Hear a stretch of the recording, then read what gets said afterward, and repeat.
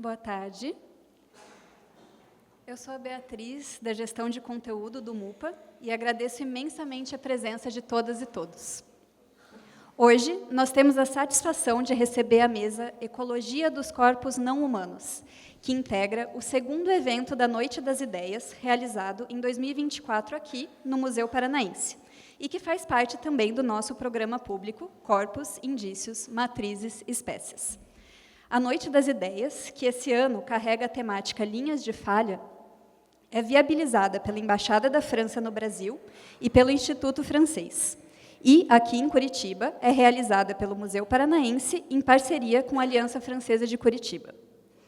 Essa é a segunda vez que nós, junto com o pessoal da Aliança, recebemos eventos da Noite das Ideias no MUPA. A primeira delas foi em 2022, também no programa público daquele ano. Agora, em 2024, tivemos a felicidade de realizar uma mesa sobre teorias do corpo na antropologia na última quarta, dia 12. E hoje, recebemos as nossas tão estimadas convidadas para fechar o ciclo da Noite das Ideias no MUPA em 2024. Então, sem mais delongas, estão aqui para a mesa Ecologia dos Corpos Não Humanos, a fotógrafa, arquiteta e curadora Valentina Tong, a filósofa, escritora e tradutora Juliana Fausto, e, online, a gente tem também a participação da artista e cineasta Ana Vaz. Meninas, sejam muito bem-vindas.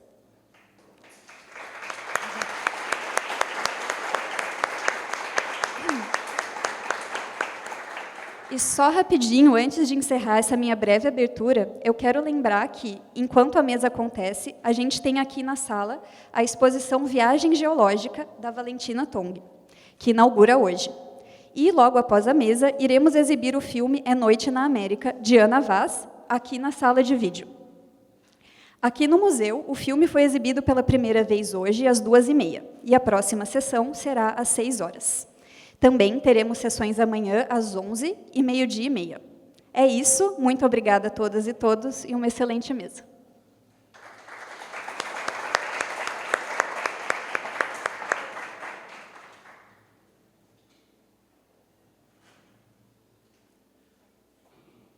Bom, acho que eu começo falando. Queria agradecer a presença de todas, todos, todes que estão aqui. Queria agradecer o convite. Tem que falar no microfone, né? É que eu falo alto. Aí sempre acho que as pessoas vão ouvir. Queria agradecer o convite, agradecer ao museu, a Letícia, a Carol, todo mundo que falou comigo,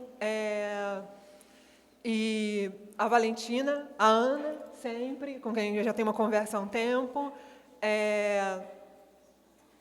E, bom, eu vou e dizer também, eu morei aqui, né, em Curitiba, vários anos, me mudei tem uns 2, então é muito legal estar de volta nesse contexto. E eu vou falar rapidamente e vou tentar levantar umas questões, tanto para a Ana como para a Valentina, para elas seguirem nessa nossa conversa, né? E são questões sobre corpos, né? e sobre materialidades. Eu fiquei pensando, não sei se vocês... Bom, as fotos da Valentina estão aqui, né? E vocês, quem não viu, veja É Noite na América, é um filme lindíssimo. E quando eu fiz um post no Instagram chamando as pessoas para virem aqui, e falei que era rocha e era concreto, né? E rocha e concreto porque tem as rochas, né, da Valentina, que também tem a mineração, e eu já vou falar disso, né, que tem a rocha, as rochas e que são esse corpo que é aviltado pela mineração, né, e tem o concreto, que é a cidade de Brasília, que foi construída, né, e que está no A Noite na América, como esse lugar para o qual que se torna o refúgio, né, dos animais que foram expulsos para a construção da cidade, que começam a retornar e retornam para a cidade, porque o desenvolvimento não para, né? A cidade não conhece limite, né? Então eles passam a retornar para esse concreto. E é incrível a abertura do filme, que é todo filmado em noite americana, né? Vocês devem saber disso também, Ana vai falar melhor do que eu. Estou falando de todas essas materialidades, né? Dos filmes. Valentina tira foto, usa filme também, né? Eu ia falar disso. E que tem uma abertura linda, A Noite na América, porque começa com essa música linda, maravilhosa do Guilherme Vaz, esse compositor, que se chama Pantera Onça, e que é uma música extraordinária, e, no entanto, o que a gente vai vendo é a cidade, né? Então, é a Pantera Onça e é a cidade. Enfim, é incrível. E, bom, a primeira coisa que eu queria falar sobre a ecologia dos corpos não humanos e dessa desrespeito a filme, justamente a filme. Um dos chamados primeiros documentários, o filme direto, que, enfim, depois se descobriu que não é bem assim, e todo mundo sabe que tudo é mediado, né?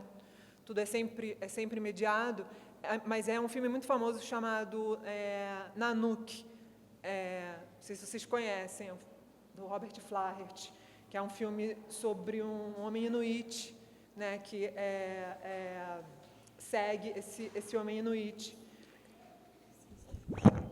Melhor segurar? Tá. Que segue esse homem inuit. O filme começa com ele chegando que o pessoal chamava antigamente de esquimó, né? Ele chegando na canoa dele, aí é interessante, aí sai ele da canoa, sai a mulher, uma canoa com um buraquinho só, né, aquele gelo. Sai ele, sai a mulher, aí sai um filho, aí sai, de repente, sai um monte de gente dali, né, que eles ficam todos ali dentro. E, bom, tem uma foto maravilhosa, porque no filme a gente vê, a certa altura, o Nanook caçando uma foca. E tem uma foto maravilhosa, que é o Nanook diante de um buraco e o mar ali, né? E ele aguardando em posição de caça, e a câmera, né? O tripé com uma câmera e a foto disso, né? Quer dizer que várias coisas que supostamente o Nanook fez espontaneamente, ou que ele estava sendo seguido, na verdade foram encenadas.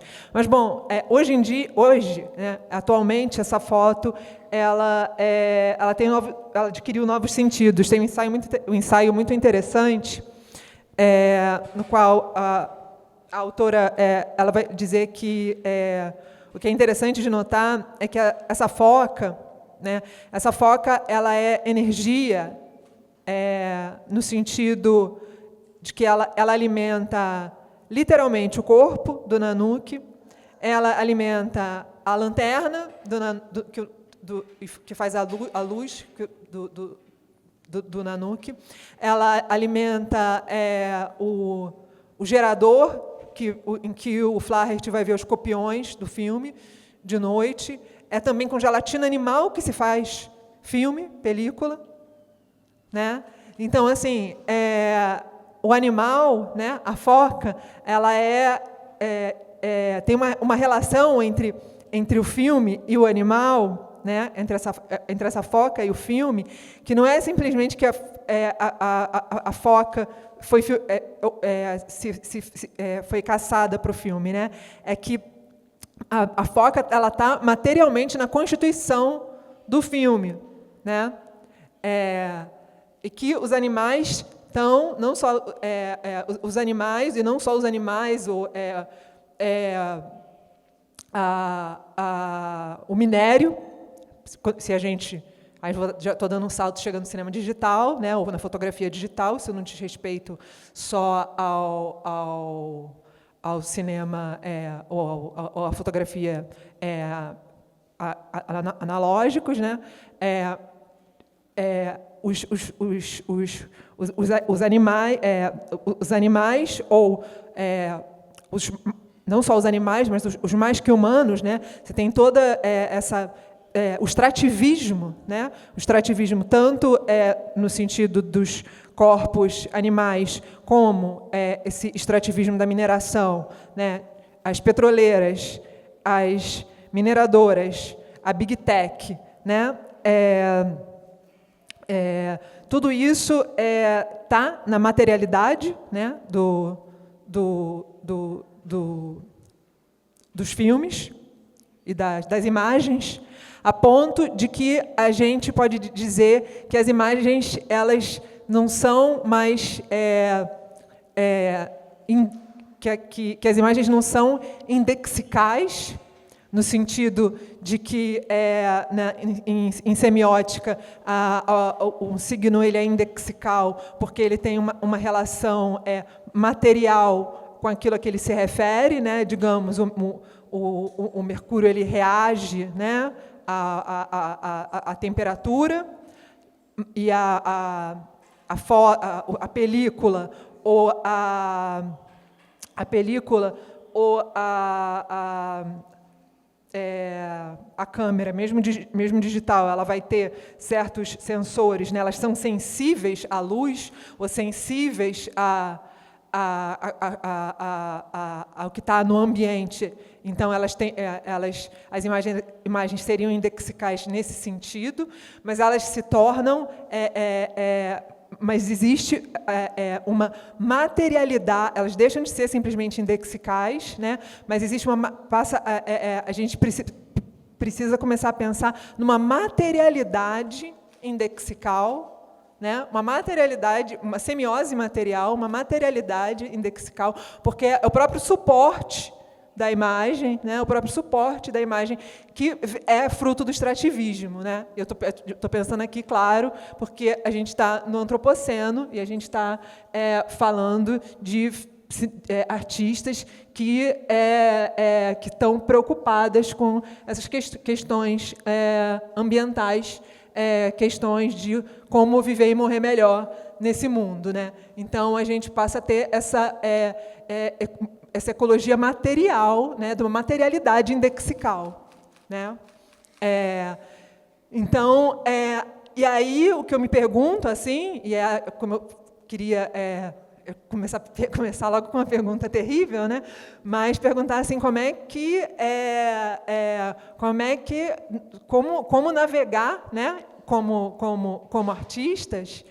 Claro que ninguém aqui é cineasta, que ninguém aqui está em Hollywood, né? Que é onde para onde o dinheiro e os recursos escorrem e é onde o extrativismo come solto, assim. Mas como vocês pensam na prática de vocês, porque é claro que eu imagino que vocês pensam nisso, né? Digamos, essa semiose material infernal em que a gente se vê hoje, né? Na qual você está fazendo uma obra que é uma obra, né, vocês duas estão criando obras que são obras que enfim, que tem uma série de preocupações, de práticas de cuidado, né, e que, no entanto, não tem como, porque não tem como, não tem fora, que, no entanto, né, habitam essa semiose material infernal, né, essa materialidade indexical. Assim, para onde iria o cinema, para onde iriam as imagens, né, se se o petróleo realmente acabasse, se outro mundo realmente fosse possível. Na verdade, a fotografia nem existiria, né, se não fosse a mineração. E eu acho que, enfim, você foi direto ao ponto sobre o paradoxo do próprio trabalho. Eu penso muito sobre isso, né, que quais são as matrizes que eu estou usando. E, só voltando um pouco antes de responder a pergunta mesmo, essa pesquisa que eu venho fazendo sobre a paisagem geológica brasileira tem a ver com a mineração, mas também tem muito a ver com o meu percurso como arquiteta, né? Então, toda a construção civil, toda a materialidade, que é a base da minha profissão, também depende da mineração, e não só a fotografia. Então, são 3 campos que só existem através do material, né? E eu acho que isso que você colocou muito preciso é justamente a história da fotografia ligada à história da mineração, né? A prata, o cobre, as empresas fotográficas tinham suas próprias minerações, inclusive tem imagens interessantes do cofre da Kodak cheios de barra de prata, né? Que era usado na fixação da imagem. E também, não sei se você sabe, mas matadouros para usar o colágeno, porque é gelatina e prata, né? Então, ao constituir esse arquivo, eu estou o tempo inteiro pensando nisso. E eu acho que a fotografia analógica traz um procedimento físico para mim, corpóreo, que é de me aproximar dessas paisagens, talvez com mais calma e um pouco mais de pensamento e racionalização com o material que eu estou usando, e cada vez que eu produzo uma obra, penso em apresentar, ou estou produzindo fisicamente essas impressões, também eu acho que eu tento dar conta desses paradoxos, né? Por outro lado, eu tenho minha câmera digital, meu iPhone, que tem infinitas, milhares de imagens, que também são suportadas pela mineração e pela nuvem, né? Então, o que eu tento trazer aqui nesse painel, que é a primeira vez que eu apresento isso dessa forma, né? Eu estou coletando essas imagens já há alguns anos que eu fotografo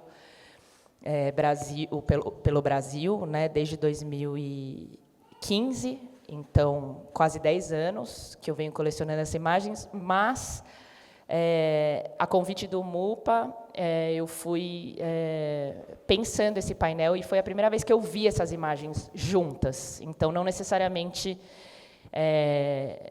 tive um pensamento sobre o conjunto, mas individualmente sobre cada lugar que eu estava fotografando. Então, eu fiquei muito feliz de ver isso, e queria contar para vocês também que vocês são os primeiros a ver o trabalho editado dessa maneira, né?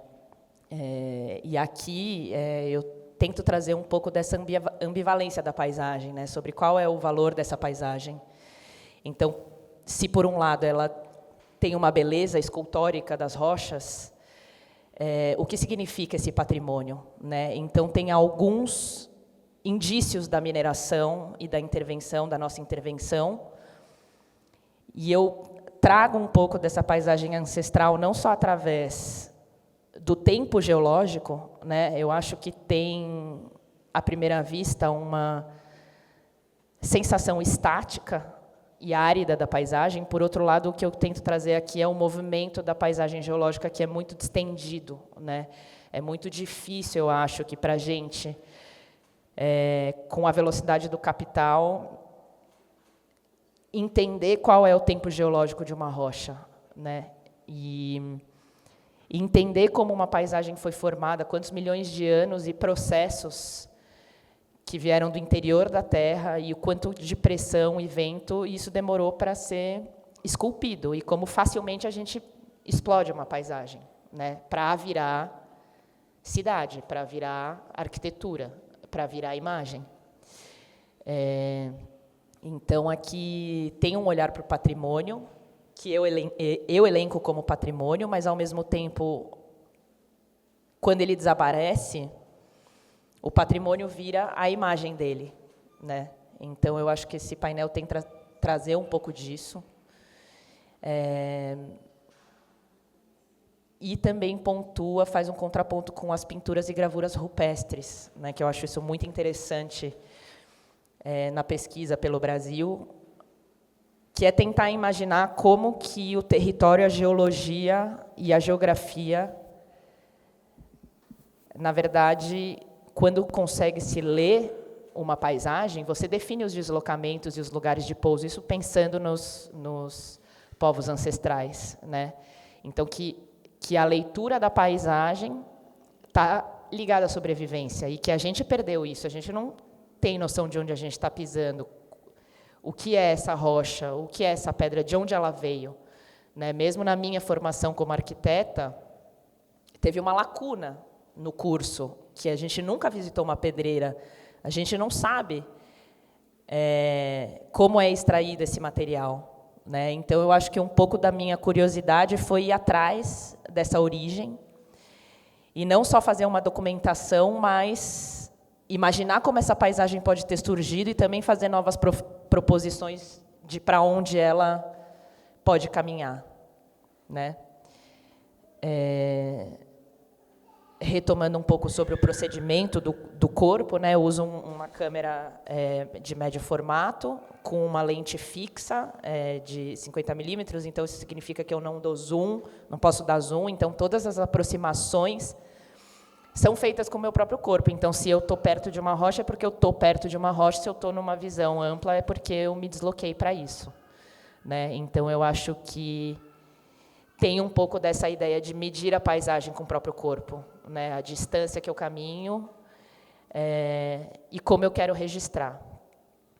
Enfim, só para finalizar um pouco sobre os trabalhos que estão aqui nas laterais, isso é uma pesquisa que eu fiz no interior de São Paulo, né, sobre o basalto, que é esse material vulcânico, que é um magma que sai do interior da Terra e resfria rapidamente na superfície. Então, nesse lugar especificamente, deu origem a essas colunas basálticas, que são formações naturais maravilhosas, assim, é impressionante. Isso é uma formação muito rara no Brasil, né, e uma pedreira que de uma usina de asfalto. Então, eu consegui fotografar esse momento, e uma semana depois tive que voltar lá para refazer algumas fotografias, e o Tiago, que é o gerente da pedreira, me falou: não, mas a gente explodiu semana passada. E eu falei, nossa, Tiago, mas tem ainda as colunas? Como que está ali? Não sei, se você quiser vir ver e tal. Então, assim, a gente está falando de uma estrutura de milhões de anos, né? Então, como que, com uma dinamitagem, isso vira pó, literalmente, né? Então, essa pedreira, eles fazem a britagem dessa rocha, transformam em pó, e isso vira o asfalto que é utilizado nas rodovias de São Paulo. Então, também diz sobre uma paisagem que não existe, né? E eu acho que o intuito desse meu arquivo, desse inventário geológico do Brasil, passa um pouco por essa ansiedade de ter algum registro sobre uma paisagem que muito rapidamente está se transformando. Acho que é isso. Depois a gente pode discutir mais. Olá, obrigada pelo convite, a possibilidade de estar não estando, né?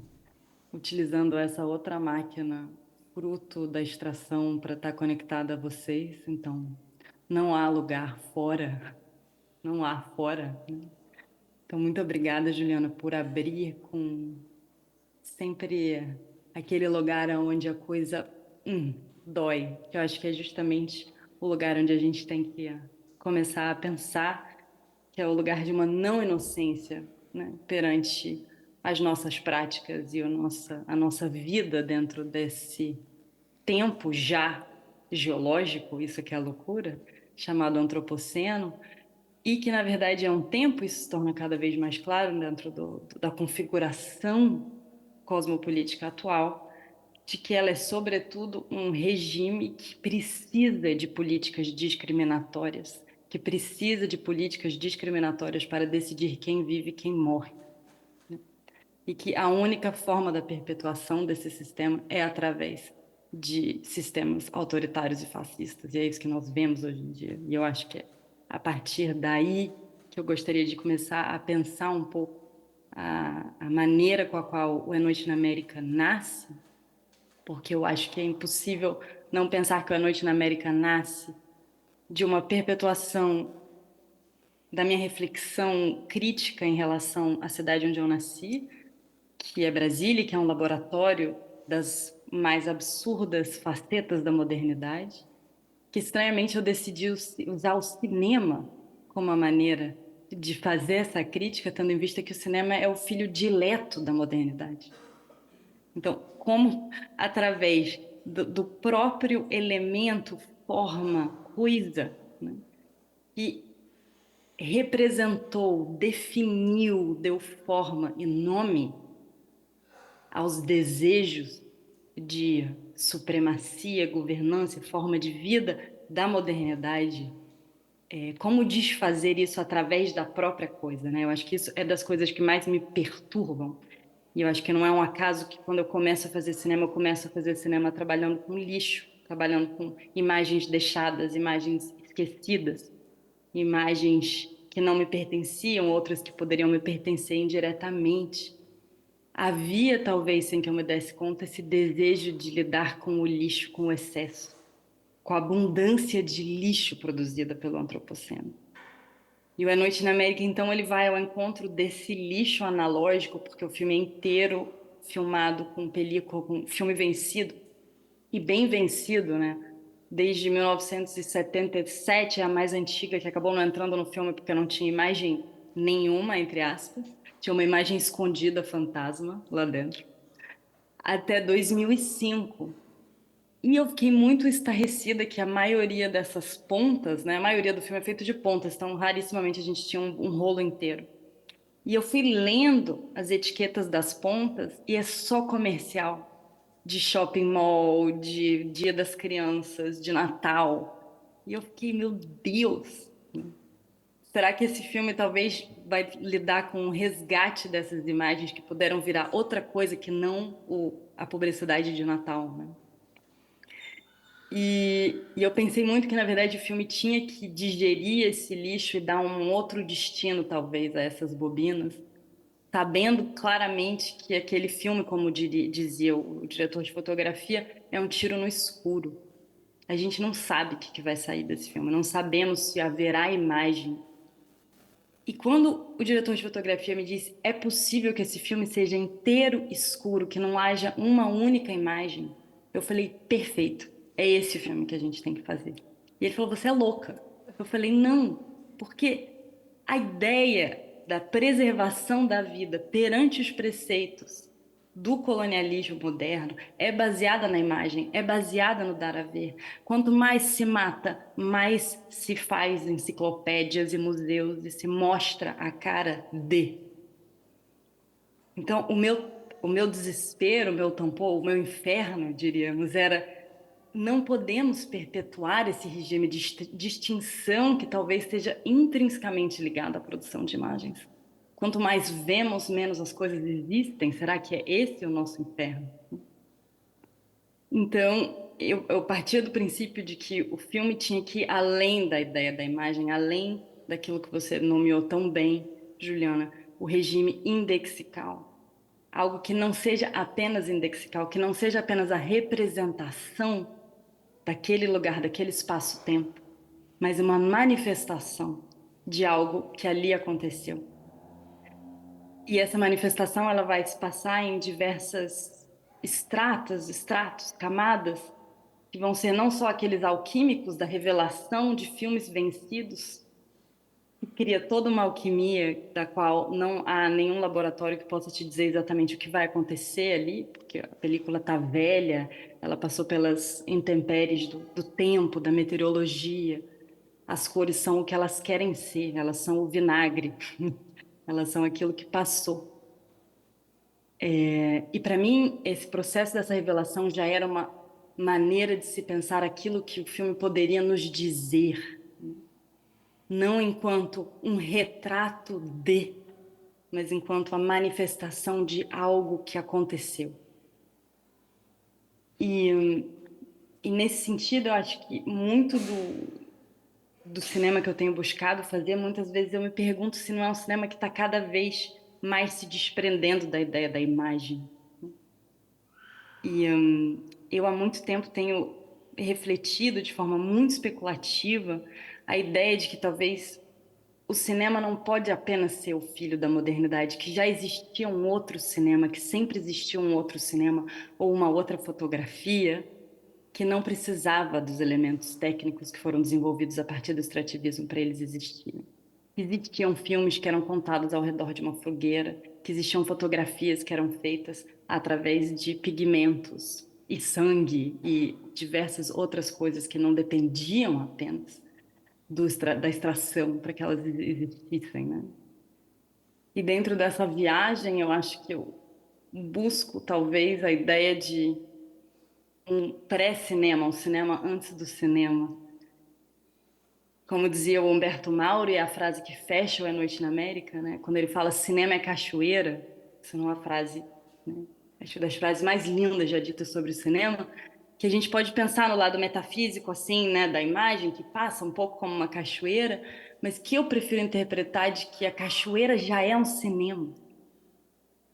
Aquilo é um cinema, é uma forma de cinema. Existe um cinema que não é apenas o cinema de um certo tipo de humano que imaginou ter inventado essa coisa. E então, com todas essas especulações e desejos de fuga e ansiedades, o A Noite na América nasce de tudo isso, desse desejo de testemunhar e estar junto daqueles refugiados do sistema plantacional, né?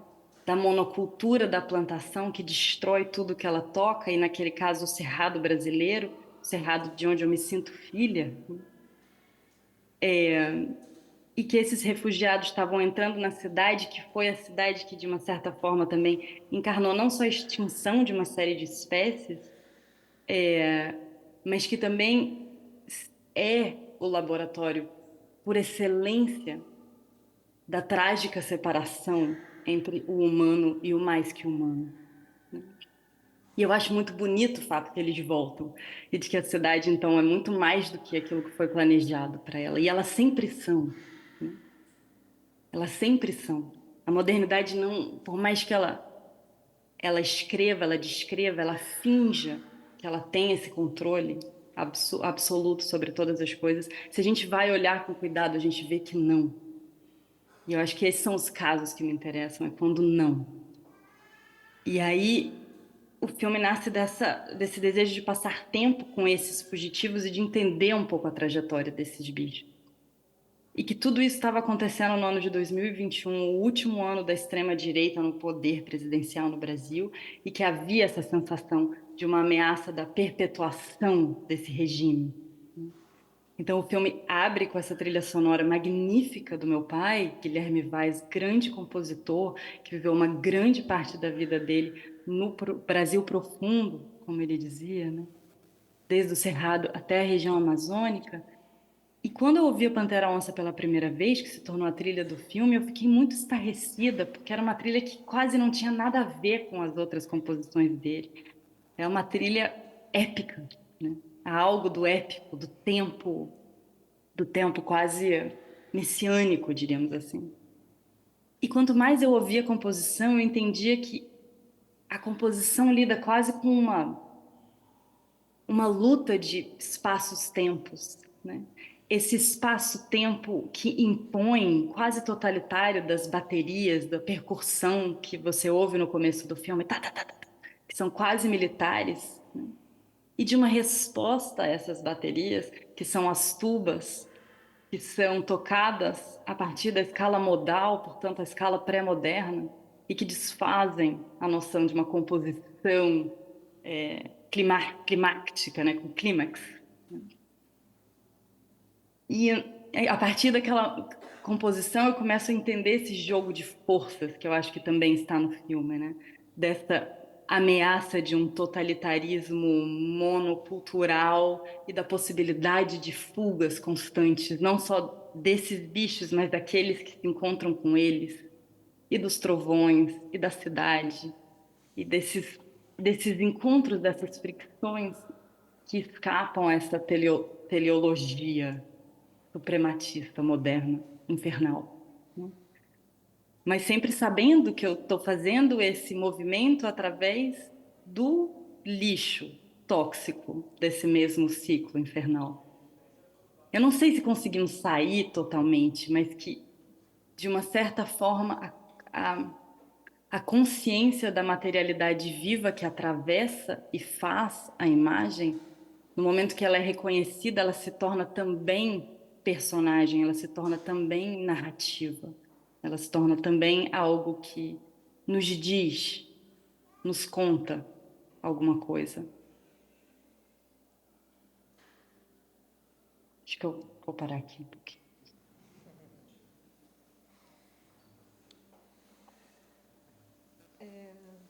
Bom, você falou daquela sequência final que é linda, né? Que é Cinema e Cachoeira. E, de fato, né, eu também eu concordo que Cachoeira já é cinema. Ah, tá.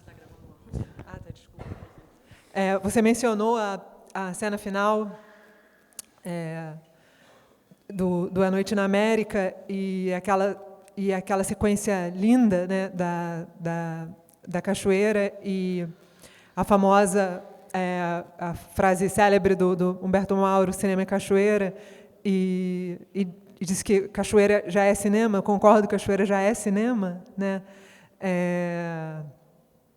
E falou em cinema para os outros, né?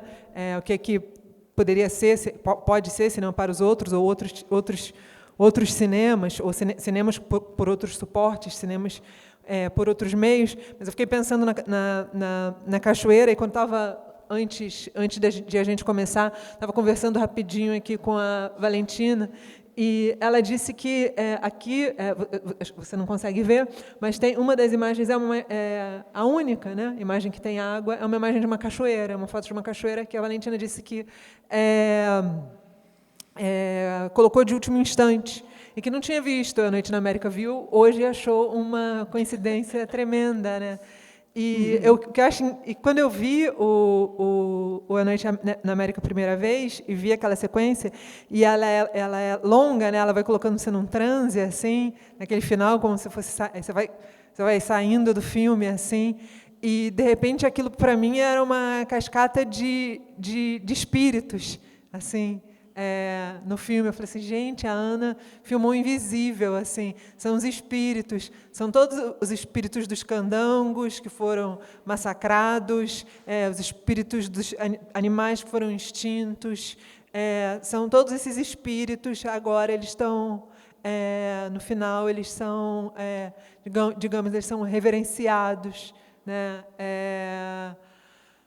No A Noite na América, né? E eu carrego comigo essa... Pode ser outras coisas também, enfim. Mas eu carrego comigo essa ideia, e acho o final muito, muito bonito nesse sentido, porque acho que, de fato, você conseguiu, como você diz, como você, de certa forma, me confirma ao afirmar que o filme se trata de uma manifestação. Então, manifestou-se ali, né, que não foi representação. Então, eu posso dizer que, especular que ali se manifestaram esses invisíveis, né? Isso que não se vê normalmente, né? E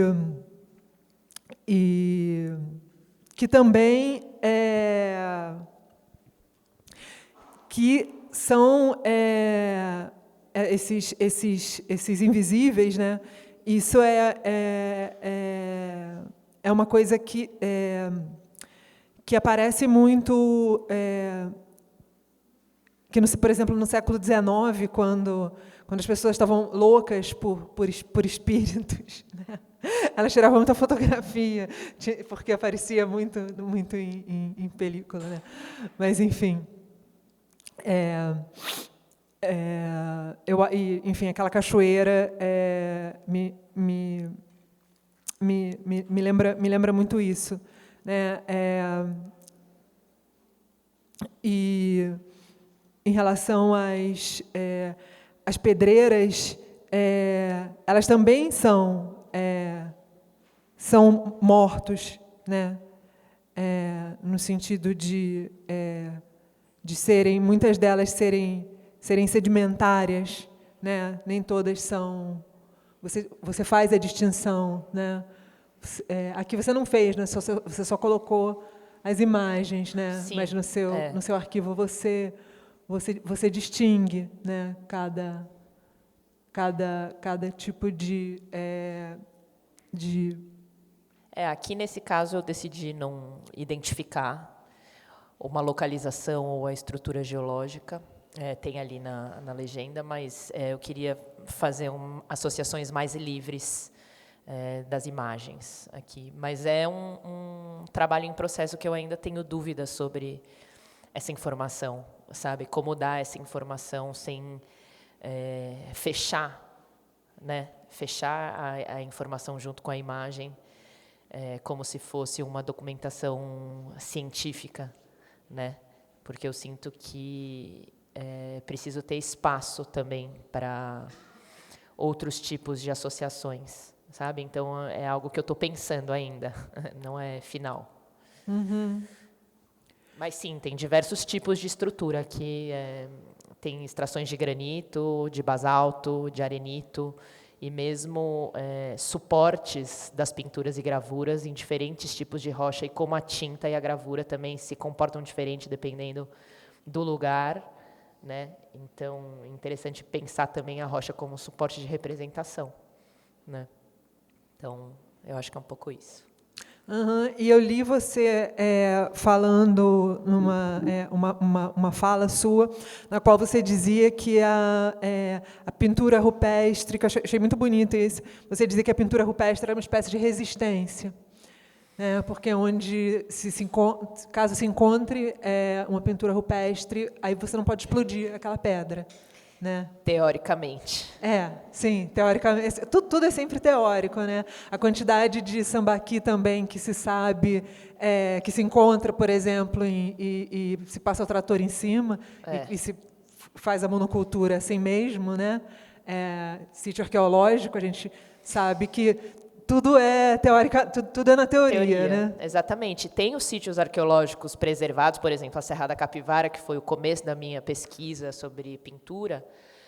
É um parque nacional protegido e ainda assim sofre com muitos recursos financeiros para manter a preservação das pinturas, né? Agora, por exemplo, Itatim, que é esse monólito aqui no sertão da Bahia, não é nem parque estadual. E são vários enselbergues de granito maravilhosos. Tem pinturas rupestres e quando eu estive lá, eu só ouvia barulho de explosão. Tem uma imagem específica, essa daqui, que eu chamo de Fim do Mundo, que é uma mineração de granito de calçada, que tem uma pintura na base. Então, é bem teórico mesmo, sabe? E eu encontrei sítios arqueológicos, pinturas e gravuras, que não estão documentados necessariamente, que eu desenrolei e descobri com moradores locais. Então, essa gravura rupestre, por exemplo, aqui, é muito próxima, essa daqui, é no interior de São Paulo, muito próxima dessa mineração de areia, né? São estruturas de arenito. Então, esse morrote sobreviveu a uma monocultura de cana também, e ele abriga essa pintura de mais de 12 mil anos. E assim, eu sou paulista, eu nunca soube que tinha pintura e gravura rupestre em São Paulo. Então, é uma coisa muito impressionante, assim, que se possa pensar em resistência, ao mesmo tempo que é um desaparecimento, né? E eu acho que isso é um projeto político também, né? Porque quando você desaparece com esses registros dos povos originários, você está querendo dizer que eles não estiveram aqui ou que não é tão ancestral, e isso tem tudo a ver com a demarcação de terras hoje em dia, né? Demarcação de terras indígenas. Então, esse registro é fundamental, né? E se ele vai ser explodido ou vai tiver algum problema de conservação, ou se a pessoa vai levar para casa, né? Ali tem toda uma série sobre o sertão do Cariri no Ceará, que é uma extração de pedra cariri, que é super famosa, exportada no Brasil inteiro e fora, que acham-se fósseis do Pleistoceno todos os dias, porque era um grande fundo do mar e a atividade da pedreira encontra isso, e isso é contrabandeado para a Europa, para a Alemanha.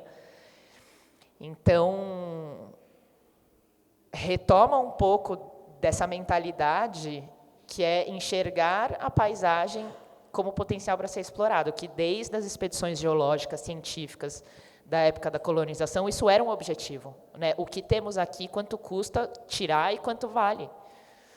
E eu acho que essa mentalidade nunca saiu, né? Eu acho que ainda é isso, né? Isso é asfalto, não é coluna de basalto de milhões de anos. E muito barato, né? A rocha custa barato. Quanto custa um saco de cimento, o concreto, quanto custa um piso para você pôr na sua casa? Você pensa que a bancada da sua pia demorou milhões de anos para ser formada? Não, né?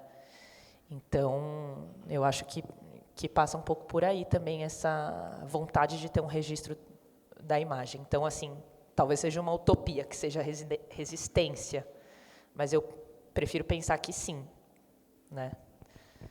Mas, enfim. E não só a resistência, mas que existe quando que a gente não precisa ser animista para dizer que existe vida nas pedras, né? Exato. Porque as pedras elas estão cheias de vida e elas concorrem, elas fazem parte de coletivos, né? Que são os coletivos que agenciamentos que promovem a vida, e justamente são a guerra contra as pedras, né? É a guerra de quem quer destruir a diversidade de povos, a diversidade de práticas, de culturas, né? É justamente a guerra contra as pedras é o extrativismo, né? Então, assim, dizer que há vida nas pedras não é necessariamente uma afirmação, digamos, animista, né? Não é você achar que a pedra, ou, sei lá, não é você não precisa fazer parte de um povo animista para entender a quantidade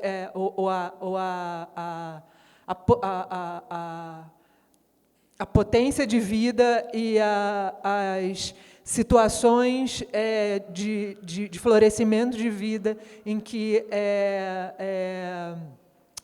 os agenciamentos de geração de vida nos quais as pedras estiveram e estão envolvidas, né?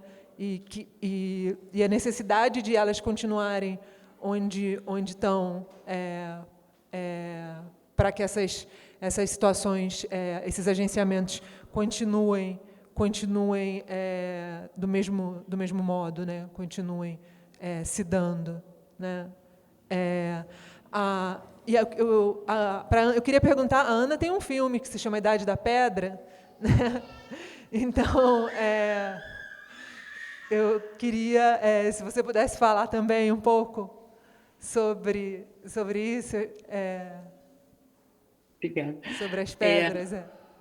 Eu estava, na verdade, ouvindo e pensando em várias coisas, e algumas delas têm a ver com a Idade da Pedra, mas também tem a ver com ouvir um pouco, Valentina, o seu processo de deambulação, né? E de incorporar certos caminhos do Brasil profundo para fazer essas fotografias, que eu acho que é uma narrativa que a gente sente vendo as imagens, mesmo à distância, aquilo que eu pude ver. O que me interessa, o que eu acho muito interessante, é essa dimensão do anime, do eu fotografo, portanto está vivo, existe. E vê-se aquilo que não se vê, há algo do invisível, né? E acho que a coisa que é muito impressionante da relação com o telúrico, com o mineral na imagem, é não só o fato de que estamos trabalhando imagem, que também tem muito a ver com telúrico, né? Então, de filmar com câmeras que são, né, fruto do extrativismo e filmar aquilo que poderiam ser, né, partes da própria engenhoca da câmera. Então, há esse aspecto. Mas acho que também há um aspecto do anime, do cristal, da imagem cristalina, como diria Deleuze, né? De você olhar algo que, na verdade, não está ali na retina, nos olhos, mas que está ali de toda forma, né? Acho que há algo fantasmagórico nisso. E que a grande diferença, talvez, de se caminhar um território e se aproximar das coisas para fotografá-las ou filmá-las, é que você desfaz o que eu diria que é uma das heranças mais tóxicas do pensamento moderno ocidental, que é a noção de paisagem. Paisagem é aquilo que está lá fora da janela. Paisagem é aquilo que não nos diz respeito. Paisagem é aquilo que está lá, naquilo que chamamos de natureza, com todo o lado maligno dessa designação, né? E no momento que a gente deixa de usar a palavra paisagem e a gente muda essa palavra para território, vira outra coisa. É outra, você fotografa territórios. As paisagens, elas são muito facilmente consideradas o fruto, o eixo, o alvo da extração. Todas as imagens coloniais nos mostram paisagens, né? Nos mostram a classificação do vivo através de representações de paisagem, né? Eu acho que no momento que você atravessa a janela e você tira o enquadramento da paisagem e que você se implica com aquilo que você está vivenciando e não apenas olhando, quebra-se um pouco esse pacto tão tão cheio de significado, né? Da maneira com que as imagens historicamente no mundo ocidental moderno foram produzidas a partir de uma noção de paisagem, né? Está lá e eu observo, né? E eu acho que isso é das coisas que mais, essa herança das coisas que sempre me inquietou muito em relação ao cinema, essa noção de você poder filmar e estar atrás de uma câmera e não estar diretamente implicado com a coisa que está à sua frente, né? Então, eu fui buscando ao longo da minha relação, trajetória, história com o cinema, formas de pensar essa possível reciprocidade. E o Idade da Pedra é o começo de tudo isso, porque eu decido que eu queria fazer um filme que fosse sobre a construção da cidade de Brasília, mas que a gente nunca visse a cidade. E que não fosse sobre a cidade, mas que fosse sobre o movimento da construção desse lugar como algo absolutamente distópico e ficção científica, né? Algo como a maneira com a qual essa cidade que se constrói. No caso do filme da Idade da Pedra, que a gente não vê a cidade, mas a gente vê uma espécie de ruína entrópica do que poderia ser uma cidade ou um espaço que não é mais, mas que já foi, e que não sabemos no filme se essa estrutura está sendo construída ou se ela está sendo escavada. Então a gente está num tempo anacrônico, onde passado, presente e futuro estão num nó, né? Eu decido filmar isso na Chapada dos Veadeiros, que se tornou um parque natural, como contrapartida de toda a destruição ecossistêmica feita através da construção de Brasília.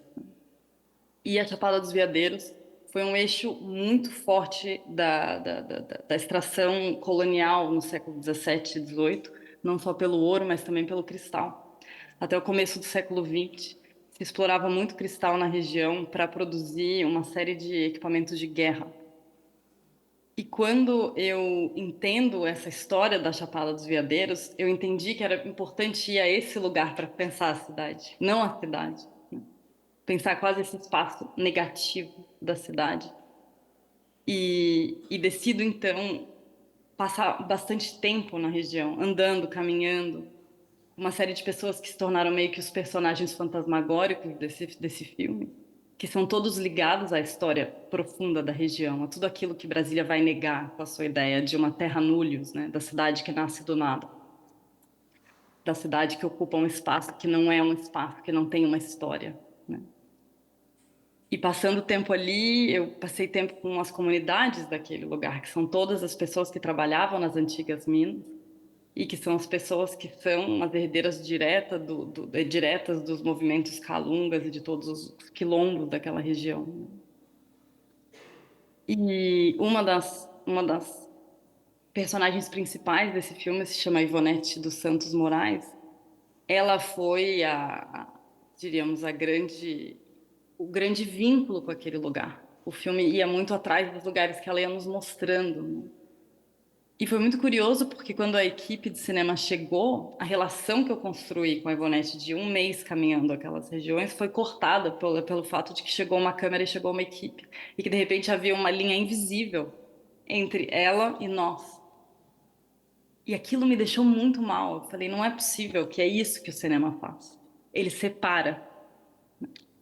Como que a gente pode borrar essa linha dessa separação para que haja um movimento mais circular, de uma certa reciprocidade aqui dentro? E é interessante porque o filme é feito de muitos planos circulares, né? Quase como se a câmera se tornasse uma órbita, um eixo orbital,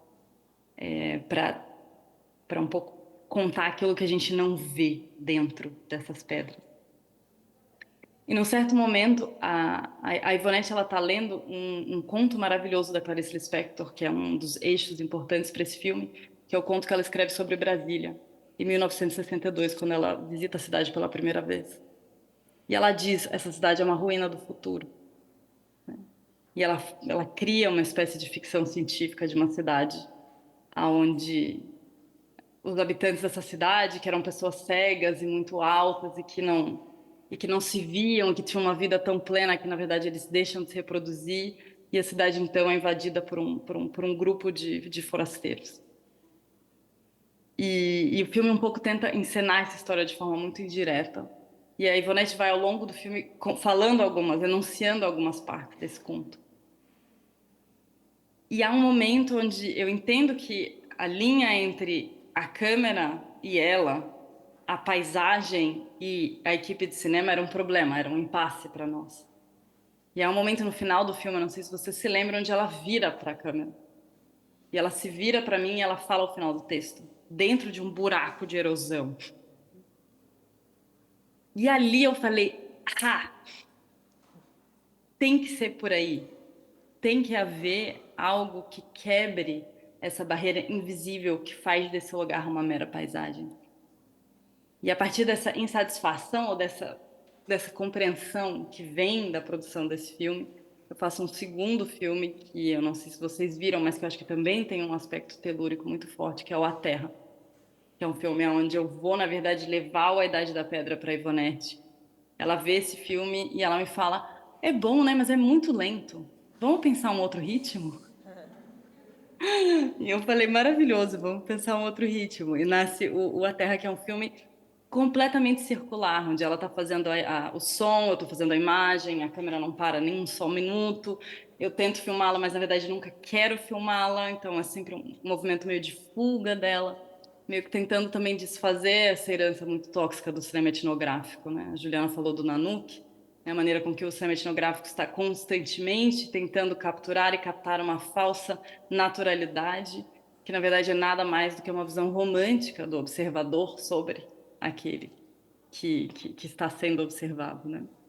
Então o filme tenta um pouco desfazer colocar em um curto-circuito, né? Dessa relação entre câmera e sujeito, objeto, né? Então mudar isso e fazer com que também nós que estamos atrás da câmera também sejamos vistas, né? Que haja essa reciprocidade.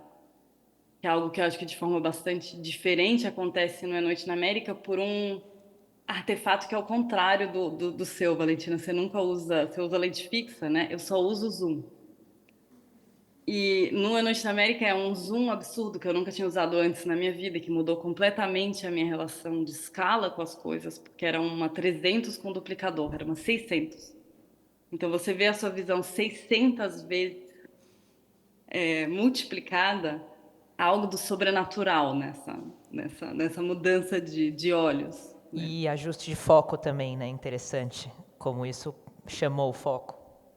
Exato. Porque você respira e a câmera treme, né? Eu nunca imaginei que era... Meu Deus, essa câmera tá viva, porque eu tô vendo e eu faço... E ela faz... Eu falei, é isso também o filme, é esse tremor, né? É ver numa escala absolutamente sobrenatural, impossível, que me permite ver o detalhe, mas nunca ver totalmente, porque a câmera, ela tá trêmula, né? Ela tá ali ativada por um corpo que também treme do outro lado. Então, acho que cria um circuito de tremor, assim, tremores dos dois lados, da impossibilidade de filmar esses seres que são sempre muito mais ágeis e rápidos e inventivos do que o movimento de câmera. Então, há algo sempre do atraso, né, do cinema, e de assumir esse atraso, de assumir essa falha como uma consequência do não participar desse processo de visibilidade, portanto, de extinção, diríamos assim. Eu fiquei bastante angustiada com seu filme. Tem imagens... O É Noite na América ou A Idade da Pedra? Não, A Idade da Pedra foi uma referência, assim, quando eu estava fazendo a pesquisa, mas o A Noite na América que eu acabei de ver é muito forte. Se vocês puderem ver agora, às 6 horas, é bem interessante. Foi muito curioso você falar em telúrico, mais de uma vez usar essa palavra, porque há um mês eu estava em São Paulo, a convite da Mariana Lacerda e da companhia de teatro Wens, que eu não sei se vocês conhecem, que é uma companhia de teatro maravilhosa que existe em São Paulo há mais de 20 anos, formada no seu núcleo por pacientes e usuários do sistema de saúde mental, e apoiada por diversas outras pessoas, filósofos, médicos, músicos, eles são um barato. E aí eles estavam montando uma peça chamada Telúrica, escreveram uma peça chamada Telúrica. E aí eu fui convidada para a gente conversar sobre o que é telúrica. E aí depois voltei lá para ver a estreia de Telúrica. As peças deles sempre vão se modificando, eles acrescentam cena, tiram. Então eu vi essa instanciação agora. E aí eu preparei um texto para a gente conversar, vai sair um filme. Um filme que vai ter a peça, vai ter parte da conversa e vai ser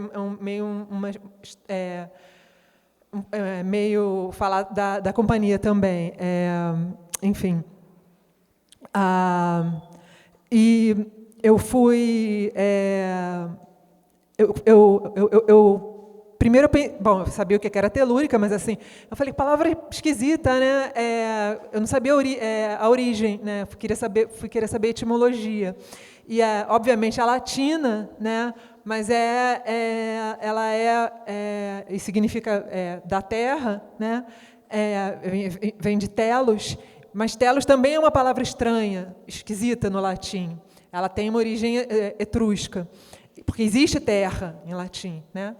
Terra terrestre, que é a palavra que a gente usa e usa sempre. Telos é uma palavra mais antiga, é uma palavra menos usada.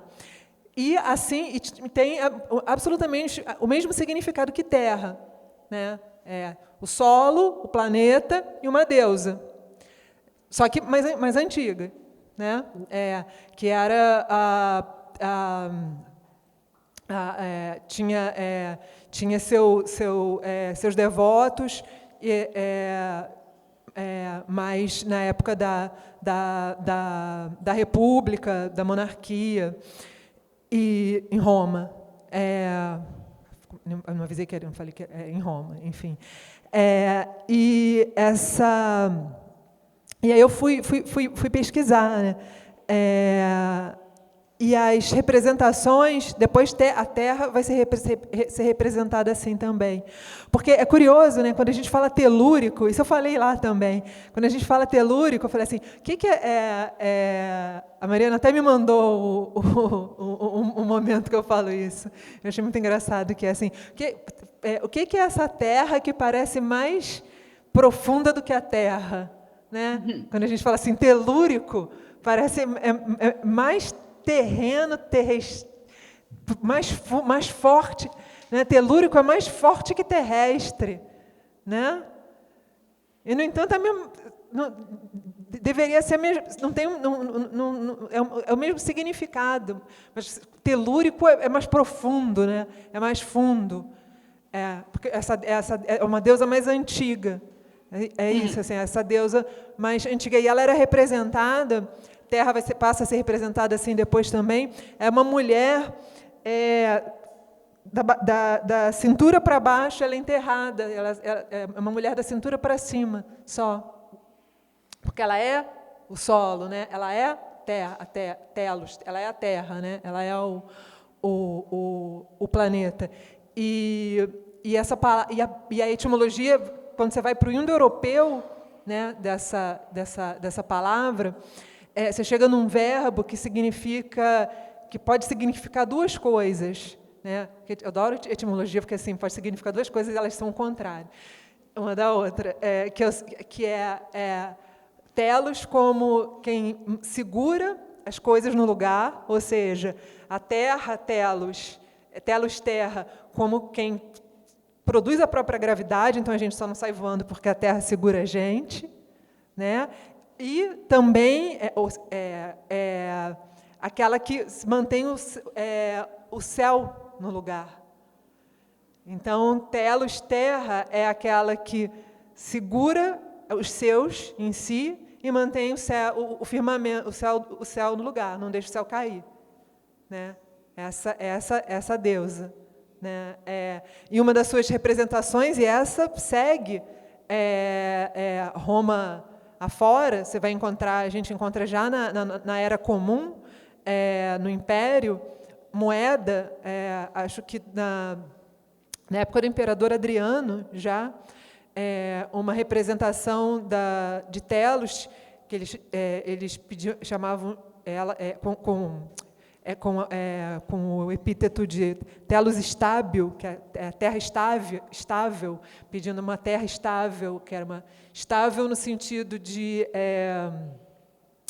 que a terra desse frutos, que não houvesse guerra, que não houvesse terremoto, nem tempestade, né, nada disso. Então, eu fico pensando, que bonito, né? Quando você fala terra estável, tem uma série de estabilidades, né, de sentidos de estabilidades que estão contidos nessa ideia de terra. E essa telos estável, ela era representada como... tinha dois tipos de representação, mas a mais bonita é uma mulher, aí ela não está mais no chão, ela está recostada e ela segura o céu. Ela segura um globo cheio de estrelas, ela está segurando o céu, e tem 4 pessoinhas andando em cima dela, que são as estações do ano, né? E é incrível, né? Essa telos estável. E aí a gente inventou lá o Peter Paul, não sei se vocês conhecem o Peter Paul Pelbar, que é filósofo, professor da PUC de São Paulo, editor da editora N-1. Aí a gente inventou o conceito de pax telluri, pode ser pax telluris, se a gente usar latim, as palavras que só existem em latim, ou se a gente inventar, ou pax tellurica, se a gente inventar o adjetivo telúrico em latim, né? E aí o que seria a pax tellurica? Essa é a pergunta que eu faço para vocês agora. Qual é a a ideia de se vocês, o que vocês acham? A Pax Telúrica não é uma Pax Romana, nem uma Pax Americana, pelo amor de Deus, né? O que seria uma Pax Telúrica com essa terra viva, onde a pedra é viva, onde a cachoeira é cinema? Como é que é? Em uma imagem, ou sei lá, quais seriam da Pax Telúrica?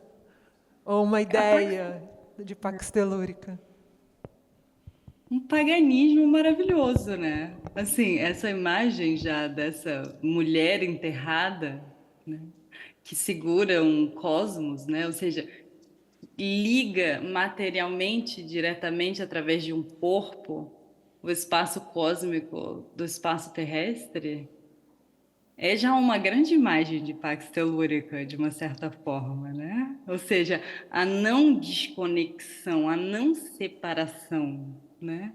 Esse emaranhado de coisas vivas que absorvem e que trazem do profundo e que levam ao celeste o metabolismo mais pagão possível. E que eu acho que essa Pax Telúrica, ela está no profundo da nossa memória. Ela está lá. A gente reconhece ela. A gente pode não saber como recriá-la, como chegar lá, mas nós sabemos ao mesmo tempo.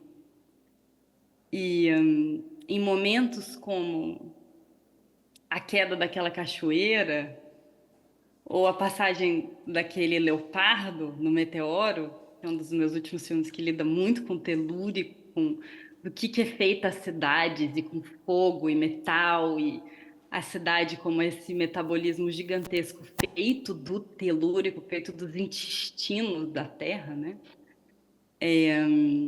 Eu vejo nesses momentos essa memória dessa Pax Telúrica pagã, que a gente reconhece, do amor, da entrega a tudo que vive, sem distinção. Né? Algo assim. Alguém, gente, perguntas?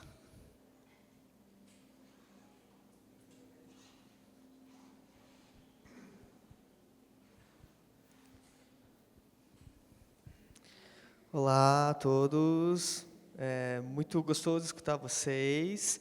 Eu sou a Thaisa, e eu gostaria de perguntar, vocês estão falando sobre o extrativismo bastante, e a gente entende que o extrativismo está em várias camadas, né, em todas as materialidades da nossa vida, tudo que a gente utiliza, a própria maquiagem que eu passei hoje aqui, ela faz parte de um processo de estratificação química.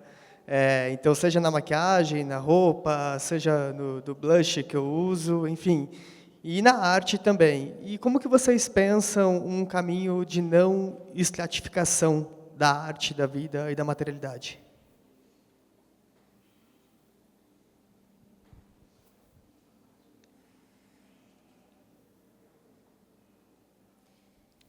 Eu acho que não acho que seja possível. Como a gente falou aqui, tudo depende dessa mineração, mas eu acho que o que está em jogo é a maneira e a escala com que é feita, né? Eu acho que a gente chegou num ponto de dependência é muito difícil de desfazer. Porém, há níveis, né, do quanto isso pode ser extraído, do quanto que a gente precisa. E eu acho que os dois trabalhos, a gente falou bastante sobre isso, né, tentam lidar com esse paradoxo do próprio fazer artístico, no nosso caso de fotografia e cinema, e ainda mais com a arquitetura, né? Não é possível haver cidade, haver arquitetura, haver construção sem a extração e a mineração. Portanto, a resposta é que eu não acho possível, mas é isso. Não sei se a Ana tem uma resposta mais otimista. Eu sou uma pessimista, mas cheia de esperança radical. Então, eu estou sempre entre essas duas coisas.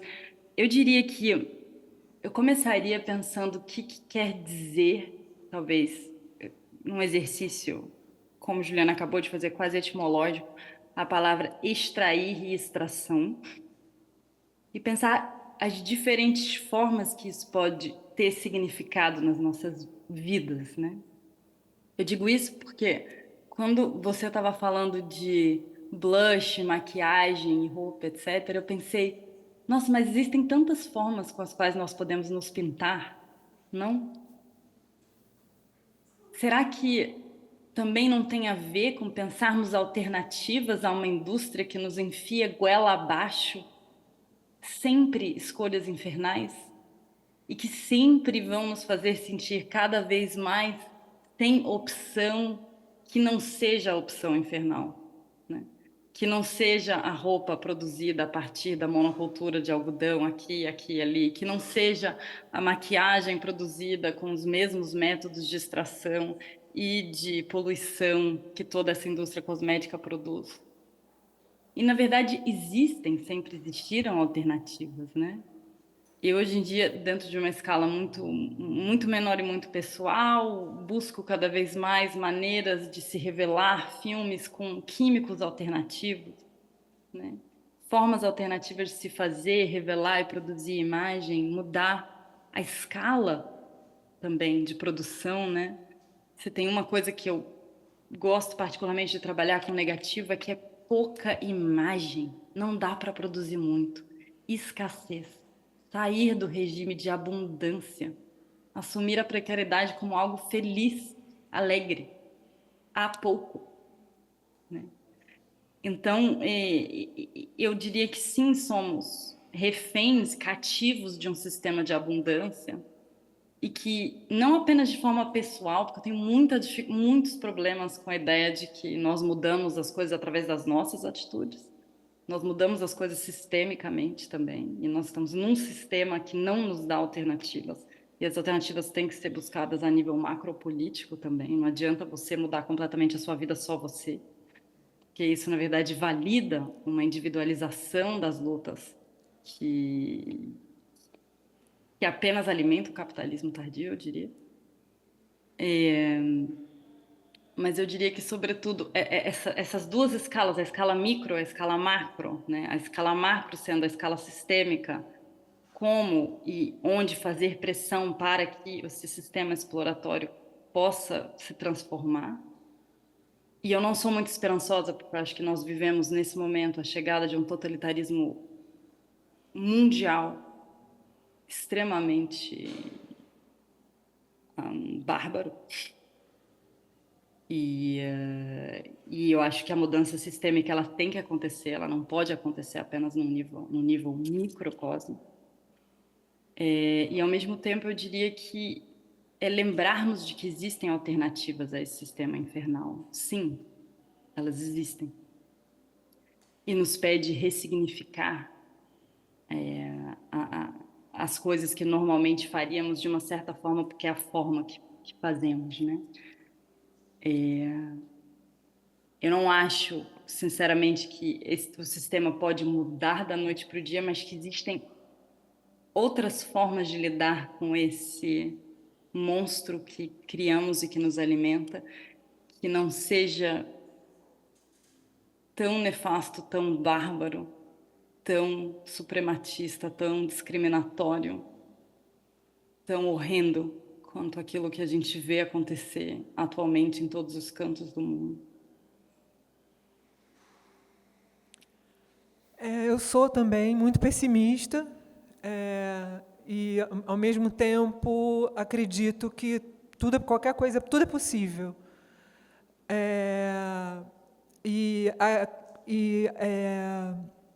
Acredito que, se há saída, ela está na luta dos povos.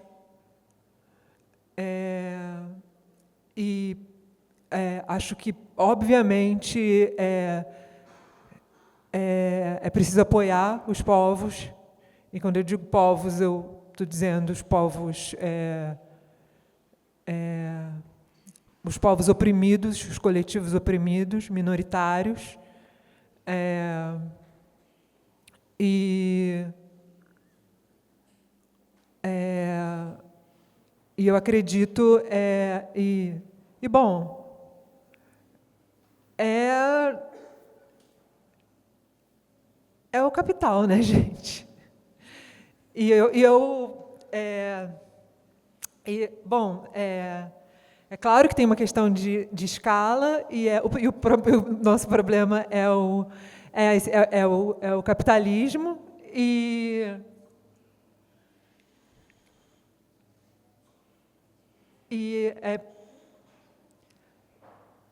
é preciso esmagar a hidra capitalista, a hidra fascista, como dizem os zapatistas.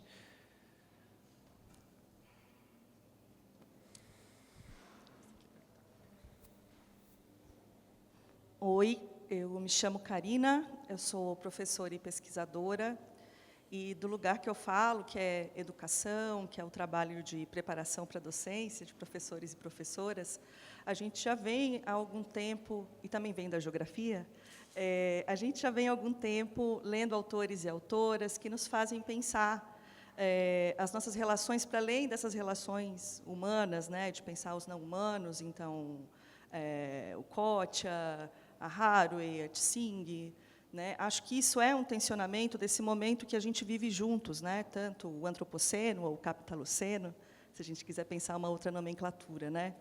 E eu também venho percebendo, porque a arte também é um lugar, né, que me interessa enquanto lugar investigativo, né, de fazer pensar, também vem se colocando esses diálogos, né? Então, quando a gente está lá estudando Dona Haraway, a gente vê esse pensar entre arte, ciência, né, até a proposta que ela traz, né, de pensar e viver, como você disse, né, Juliana, morrer e viver, né, nesse tempo que a gente está, mas também de pensar uma outra era, né, o Tio-Holoceno, essas questões tentaculares que ela traz, né. E talvez a minha pergunta seja, então, qual é o lugar, né, que vocês olham e percebem da arte, de se colocar, então, né, desse tensionamento, desse tempo que a gente vive, né, e também trazer, enquanto expressão de vida, expressão estética, né, esses outros modos da gente lidar nessa relação, né, com esses humanos, não humanos, né, nesse modo da gente viver esse tempo, mas também pensar, né, os devires, os tempos que virão. Obrigada.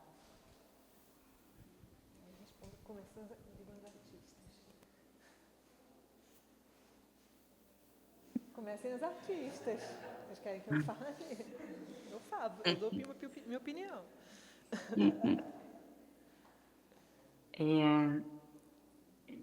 Eu começaria por, talvez, honrando justamente o pensamento em rede de todas as autoras citadas, que eu não gostaria de ver o espaço da arte como um espaço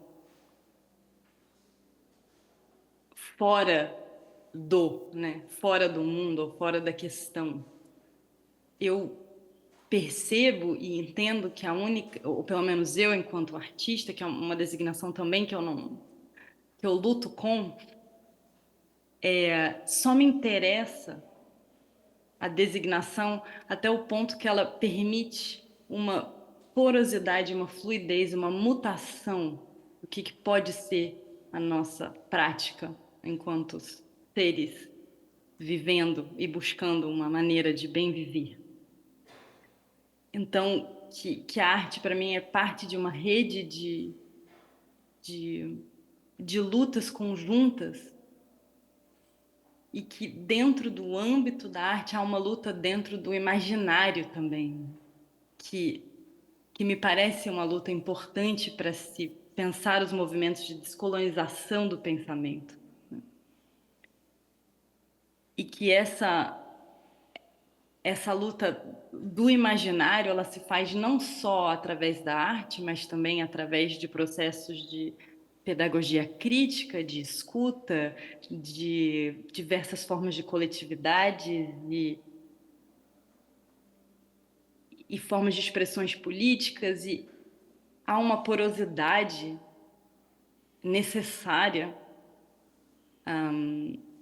na prática artística, diríamos assim, no meu caso, para aquilo que eu aponto, que eu almejo, que eu busco, que não pode se resumir apenas no campo da arte, né? E que o que me interessa, portanto, são as redes e as conexões e a maneira com a qual essa coisa que chamamos arte pode ser tantas coisas diferentes, né? E que quando eu vou ouvir uma pessoa, um contador de história no Brasil profundo, para mim ele está fazendo exatamente aquilo que nós aqui possamos estar tentando fazer, né? Que há que há algo da fuga, da invenção, do ruído, da fricção que nos move, que às vezes a gente não consegue definir com palavras, né? Algo que vai além do logos, né? Algo que vai além da capacidade ou não que vamos ter de colocar palavras nas coisas. Isso é o aspecto da arte que me interessa, né? É difícil explicar em palavras. E, ao mesmo tempo, eu nunca paro só aí, e há também as palavras, e há também os textos, e há também a pedagogia, e há uma série de engajamentos e formatos e formas que precisam existir para que que a luta no imaginário, eu diria, possa ocorrer. Mas é isso, eu diria que a arte como parte de um movimento maior, parte de um fluxo, e não como algo refugiado, escondido, à parte da sociedade. Você, Valentina? Eu me identifico bastante com isso que você falou, Ana. Mesmo nos meus procedimentos de pesquisa desse trabalho que eu procuro diversos geólogos, arqueólogas, pessoas que estão fazendo a pesquisa no Brasil, né, que muitas vezes ficam também nichadas, né, na academia, no seu sítio arqueológico. E eu tenho uma grande parte do trabalho é esse esforço de abrir essas portas e essas pontes, né? E está sendo muito interessante conversar com essas pessoas e cada vez mais trazê-las para o campo da arte, para o museu, e, ao mesmo tempo, eu levar informações que também são do campo da ciência para um museu de arte, né? E eu acho que a pesquisa no acervo científico é fundamental, e por isso eu acho que o convite aqui no MUPA foi muito interessante de poder ver esse acervo, né, que são acervos de geologia, de arqueologia, acervos físicos, né, que a gente pode pesquisar e, ao mesmo tempo, trazer essas imagens que são contemporâneas e ter um diálogo sobre isso. Não é uma ponte fácil, eu diria, né? Existe uma coisa muito segregada, muito clara entre o que é a ciência, o que é a arte. Eu acho que isso é algo que a gente tem que ir desfazendo, como a Ana falou, sabe? Mas é uma grande parte da pesquisa também. Eu acho que, na minha prática, pessoalmente, eu tenho um trabalho com curadoria também, então eu pesquiso com outros artistas, outros arquivos fotográficos, trabalho, por exemplo, com artistas indígenas, os artistas Yanomami, que também têm seus arquivos, então como trazer isso, correlacionar com a minha própria produção, sabe? Eu acho que é muito interessante, então, no fim das contas, é manter os arquivos vivos, sejam eles científicos, fotográficos, artísticos. Então, eu estou vendo um caminho nesse sentido, sabe? É isso. Bom, eu acho que arte é pensamento por direito próprio. Mantém-se, não é pensamento sobre, né?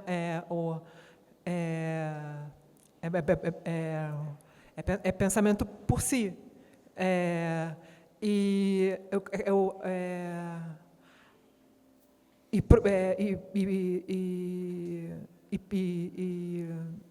E as obras de arte têm sua agência, produzem agenciamentos, e afetos, e elas têm uma habilidade, uma capacidade mágica que outras espécies vivas têm também, que e às vezes pessoas têm, que é de aumentar a nossa ignorância. Quando isso acontece, é o melhor tipo de encontro, né? Que é quando você vê alguma coisa, tem uma experiência por conhecer alguém, depois que você assiste a um filme, que você vê uma coleção de fotos e você a sua ignorância, você percebe que você ficou mais ignorante, porque o mundo ficou maior, o universo aumentou, você conhece, né? O universo aumentou, você conheceu uma coisa, mas aquilo te deixou mais ignorante, porque você descobre que tem mais coisas que você não sabe, né? E não tem nada melhor do que essa sensação de expansão do universo, porque tem mais coisas para você saber, experimentar, né? Tudo se expande, você ficou mais ignorante, né? Não é? Você não se sente mais sabido, você se sente mais bobo, porque o mundo cresceu, né? Tem mais mundo do que você achava que tinha, e a arte faz isso muito bem, muito bem. Outras espécies, quando você tem outros bichos de outras espécies fazem isso, quando você tem um encontro de verdade assim com outro bicho, né? Acho que quando você se apaixona por alguém, isso também acontece, né? Tem isso de eu li isso quando as espécies se encontram. É um escritor que escreve isso a respeito do cachorro dele. Ele diz assim que que o Ian Wedd, e ele diz a respeito do cachorro dele que ele aumenta a minha ignorância. E quando eu li isso, eu achei isso tão maravilhoso. Ele aumenta a minha ignorância. E depois a Haraway também usa num outro texto completamente diferente, sobre outro assunto, ela usa de epígrafe a frase de uma escritora cujo nome não me lembro, em que ela diz assim que animais não são seres humanos de segunda classe, eles são outros mundos, né? Então, enfim,